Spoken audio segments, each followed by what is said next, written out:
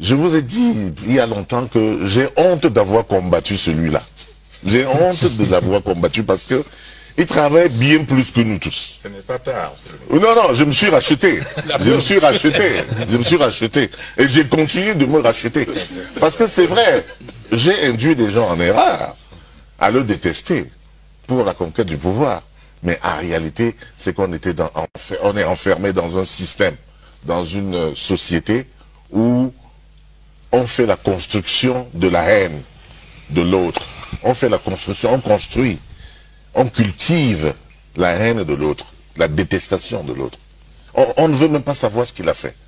On ne veut même pas savoir si ce qu'il a fait est bien. On ne veut même pas applaudir ce qu'il a fait. Donc j'ai appartenu dans cette société-là. Donc aujourd'hui, il n'est pas là. Il n'est pas là pour régler les comptes. Il n'est pas là parce que tu l'as insulté. Il va, d'ailleurs, ça glisse sur lui, comme on dit au quartier. Il ne ressent pas cela. Donc, franchement, je suis le témoin du président. C'est-à-dire, je suis le témoin. Celui qu'on peut présenter comme celui qui l'a. J'essaie de ne pas prononcer le mot insulter parce que ça me fait honte. Voyez-vous? Je veux celui qui lui a manqué de respect, mais qu'il n'a pas vu, mais qu'il a dit, celui-ci a des qualités qui peuvent servir la République. Pas qui peuvent le servir lui, mais qui peuvent servir le Cameroun. Et vous n'êtes pas seul dans ce cas. Il y a d'autres ministres actuels qui ont été avec vous, président Bédigui, pendant les années de Braise, certains qui ont été en première ligne dans l'organisation des villes mortes, dans les cas et autres, que le président a pour ainsi dire ici. Alors, vous écoutez là, les Camerounais, d'un âge bien avancé, hein. Je pense que cela c'est peut-être ceux de la génération entre la tranche d'âge de 45 ans jusqu'à 60 ans, 65 ans. Ayant essayé de combattre M. Biya, fatigué, eh bien, ils disent à qui veulent les entendre que ça ne sert à rien de lui combattre. Parce que quoi qu'on fait, il va toujours gagner. Et le ministre Momo, ministre de la Justice, délégué au ministre de la Justice et garde des Sceaux, il occupe la fonction que Kanto avait occupée lorsqu'il servait le gouvernement Biya. Et donc, il dit un certain nombre de choses que M. Lambda peut lui croire, peut lui faire confiance, peut se dire que pourquoi suivre la Renaissance si on a là un exemple de quelqu'un qui a été contre le gouvernement et qu'aujourd'hui, il se rachète.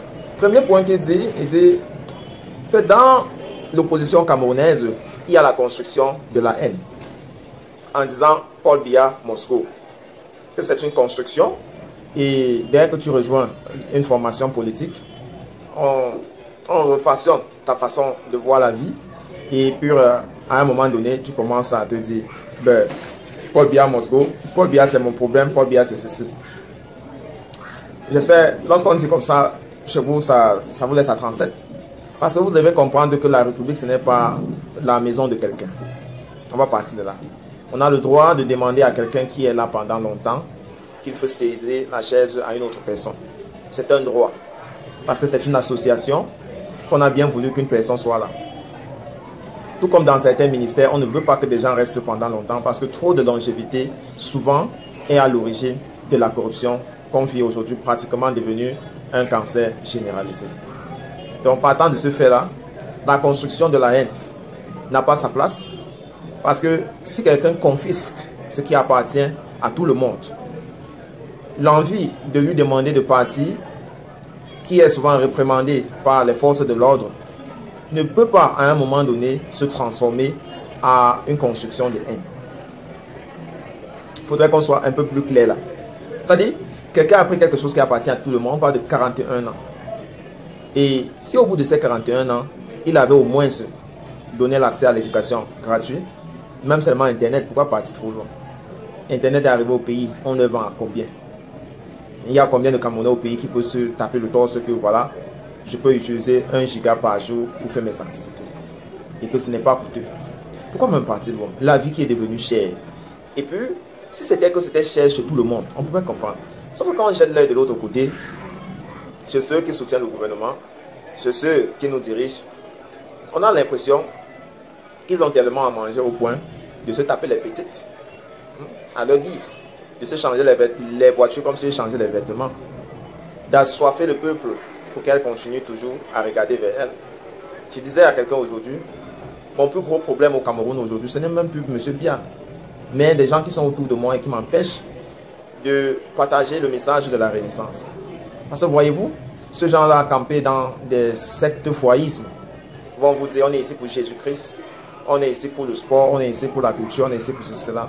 Mais qu'en réalité, on ne peut pas construire dans un mauvais environnement.